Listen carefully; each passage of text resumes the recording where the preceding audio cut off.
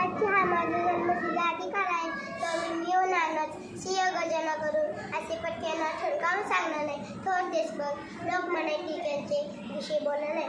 सन्मान्य व्यासपीठ, सन्मान्य गुरुवर्ग, माझ्या बालमित्रांनो, माझा नमस्कार. माझे नाव निधी नंदकुमार भिसे. लोकमान्य टिळकांचा जन्म 23 जुलै 1856 रोजी महाराष्ट्रातील रत्नागिरी जिल्ह्यातील चिखली या गावी झाला. त्यांचे पूर्ण नाव बालगंगा टिळक असे होते. त्यांच्या आईचे नाव पार्वतीबाई असे होते.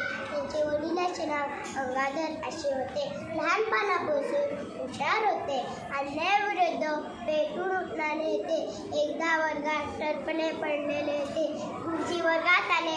टिळकाला टरफले उचलण्यास सांगितले. टिळकांनी नकार दिला. मी शेंगा खाल्ल्या नाही, मी टरफले उचलणार नाही यासारखा खरखरमाना दिसून येतो.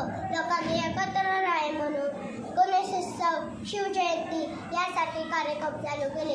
इंग्रज आयुक्त बंड केलं, तुरुंगात जावं लागले. टिळक म्हणजे ज्वलंत चेतना, टिळक म्हणजे केसरी बाला, टिळक म्हणजे लढण्यास प्रेरणा, टिळक म्हणजे स्वराज्य. 1920 रोजी हा भारताचा केसरी सूर्य मावळला. सिंह गर्जन करेल काहीच पण त्यास लागते. सिंह गर्जन करेल काहीच पण त्यास लागते. लोकमान्य टिळकांचे पाय सदैव मान झुकते. लोकमान्य टिळकांचे पाय सदैव मान झुकते. धन्यवाद.